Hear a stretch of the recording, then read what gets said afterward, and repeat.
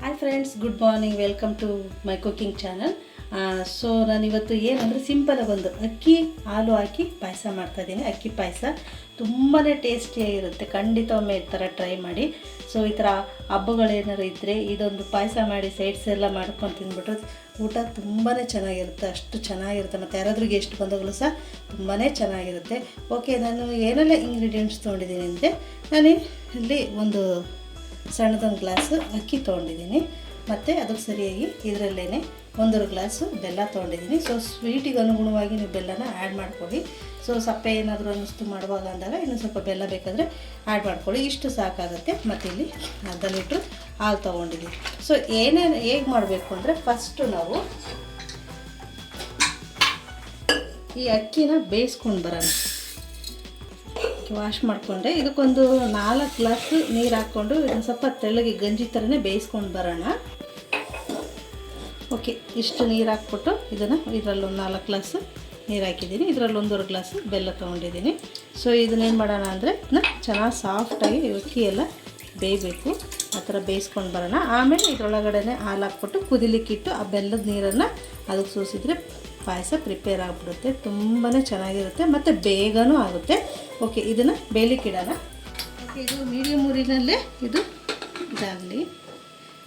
Okay, next ಬಂದ್ಬಿಟ್ಟು friends ಬೆಲ್ಲ ಇದೆಯಲ್ವ, ಇದಕ್ಕೊಂದು ಅರ್ಧ ಗ್ಲಾಸ್ ಅಷ್ಟು ಹಾಕ್ತೀನಿ, ಸಾಕಾಗುತ್ತೆ. ಅದಕ್ಕೆ ಹಾಕಿರೋದು ಇದರಲ್ಲಿ ಒಂದು 4 ಗ್ಲಾಸು. ಏಕೆಂದರೆ ಅನ್ನ ಎಲ್ಲ ನೀರು ಎಳ್ಕೊಳುತ್ತಲ್ವ, ಮೆತ್ತಗೆ ಬೇಯಬೇಕು. ಹಾಗಾಗಿ ನಾನು ಇದರಲ್ಲಿ 4 ಗ್ಲಾಸ್ ನೀರನ್ನು ಹಾಕಿದ್ದೀನಿ. ಇದಕ್ಕೊಂದು ಅರ್ಧ ಗ್ಲಾಸನ್ನು ನೀರನ್ನು ಹಾಕ್ಬಿಟ್ಟು ಈ ಬೆಲ್ಲನ ಕರಗಿಸ್ಕೊಳ್ತೀನಿ.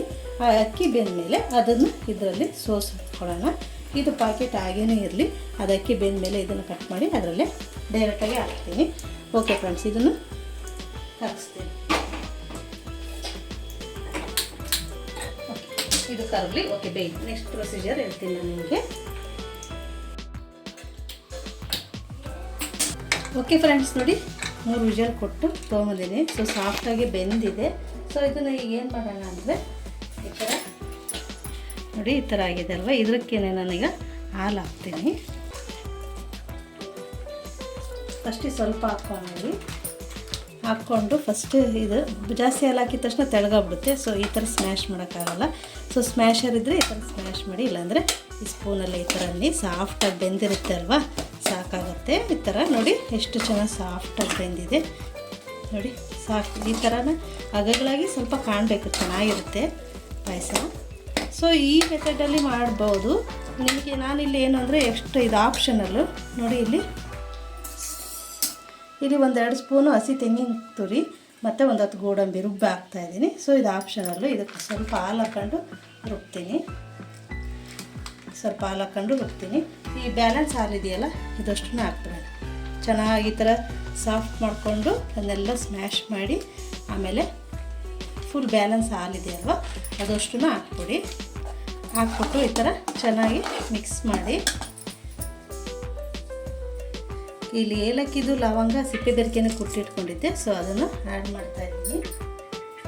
ಏಲಕ್ಕಿ ಲವಂಗ ಪುಡಿ. ಓಕೆ, ಇದನ್ನು ಚೆನ್ನಾಗಿರುತ್ತೆ. ಓಕೆ ಫ್ರೆಂಡ್ಸ್, ಇದನ್ನೀಗ ಏನು ಮಾಡೋಣ ಅಂದರೆ ಒಂದು ಪಾತ್ರೆಗೆ ಹಾಕೊಂಡ್ಬಿಡ್ತೀನಿ. ಪಾತ್ರೆಗೆ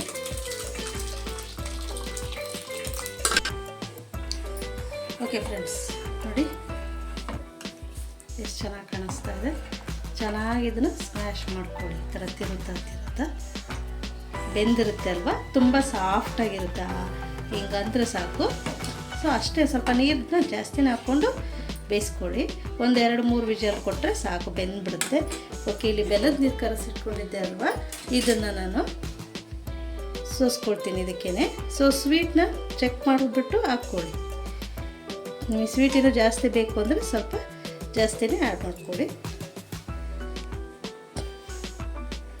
ಇದು ರೆಡಿ ಆಗೋಯ್ತು. ಇದನ್ನು ಈಗ ನೋಡಿ, ಇದು ಆಪ್ಷನಲ್ಲು ಹೇಳಿದ್ದೀನಿ. ಇದು ಆಪ್ಷನಲ್ಲು ಕಾಯಿ ಮತ್ತು ಗೋಡಂಬಿ. ಸೊ ನಾನು ಇದನ್ನು ರುಬ್ಕೊಂಡು ಬಂದು ಇದಕ್ಕೆ ಹಾಕ್ತೀನಿ. ಚೆನ್ನಾಗಿ ಟೇಸ್ಟ್ ಚೆನ್ನಾಗಿ ಕೊಡುತ್ತೆ. ಇಲ್ಲಾಂದರೆ ಇದು ಚೆನ್ನಾಗಿರುತ್ತೆ. ಸೊ ಇದನ್ನು ಹಾಕಿದರೆ ಇನ್ನೂ ಚೆನ್ನಾಗಿ ಟೇಸ್ಟ್ ಕೊಡುತ್ತೆ ನೋಡಿ. ಯಾರಾದರೂ ಜಾಸ್ತಿ ಜನ ಗೆಸ್ಟ್ ಬಂದಾಗ ಇದನ್ನು ಮಾಡಿ, ತುಂಬಾ ರುಚಿಯಾಗಿರುತ್ತೆ.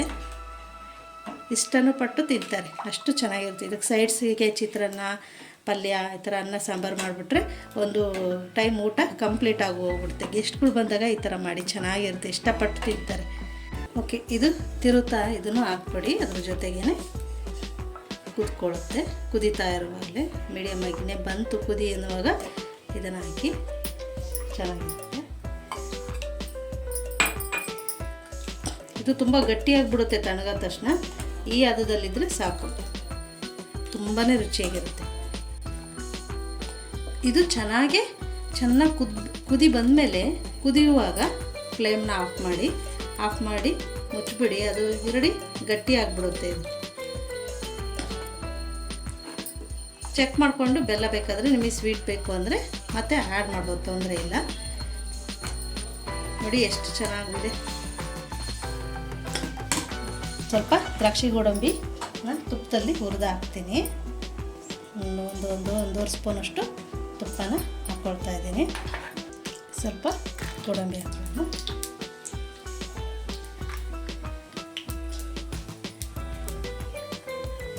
ಸ್ವಲ್ಪ ಫ್ರೈ ಆದಮೇಲೆ ದ್ರಾಕ್ಷಿ ಹಾಕಿ. ದ್ರಾಕ್ಷಿ ಇದ್ರ ಜೊತೆಗೇ ಹಾಕ್ಬಿಟ್ರೆ ಸೀದ್ಬಿಡುತ್ತೆ, ಅದು ಬೇಗ ಫ್ರೈ ಆಗಿಬಿಡುತ್ತೆ ದ್ರಾಕ್ಷಿ. ಅದಕ್ಕೆ ಸ್ವಲ್ಪ ಗೋಡಂಬಿ ಸ್ವಲ್ಪ ಇದಾದಮೇಲೆ ಅವನ್ನ ಹಾಕ್ಬಿಡಿ. ಸ್ವಲ್ಪ ದ್ರಾಕ್ಷಿ ಸಾಕು. ಅದಕ್ಕೆ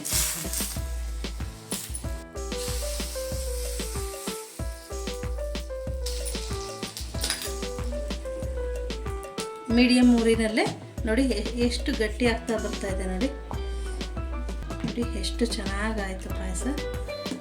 ಏನಿಲ್ಲ ಅಂದರೆ ಒಂದು 5-6 ಜನ ಊಟ ಮಾಡ್ಬೋದು. ಇಷ್ಟು ಪಾಯಸ ಆಗಿದೆ ನೋಡಿ, ಒಂದು ಗ್ಲಾಸ್ ಅಕ್ಕಿನಲ್ಲಿ. ಸ್ವಲ್ಪ ಹೊತ್ತು ಬಿಟ್ಟಿದ್ದೆ, ಎಷ್ಟು ಚೆನ್ನಾಗಿ ಗಟ್ಟಿಯಾಗಿದೆ. ಆವಾಗಲೇ ಎಷ್ಟು ತೆಳು ಇತ್ತು. ಸೊ ಒಂದು 2 ನಿಮಿಷ ಕುದಿಸ್ಬಿಟ್ಟು ಚೆನ್ನಾಗಿ ನಿಧಾನ ಮೀಡಿಯಮ್ ಫ್ಲೇಮಲ್ಲಿ ಆಫ್ ಮಾಡಿಬಿಡಿ. ನೋಡಿ ಎಷ್ಟು ಚೆನ್ನಾಗಾಯಿತು. ಓಕೆ, ಇದನ್ನು ಸರ್ವ್ ಮಾಡ್ಕೊಳ್ತಿದ್ದೀನಿ.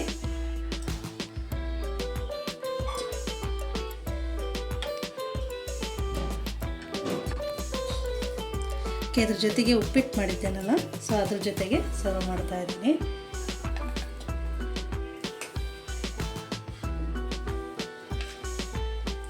ಓಕೆ ಫ್ರೆಂಡ್ಸ್, ನೋಡಿ ಬಿಸಿ ಬಿಸಿ ಪಾಯಸ ರೆಡಿ ಆಯಿತು. ಖಂಡಿತ ಒಮ್ಮೆ ಈ ಮೆಥಡಲ್ಲಿ ಟ್ರೈ ಮಾಡಿ, ತುಂಬಾ ಇಷ್ಟಪಡ್ತೀರಾ.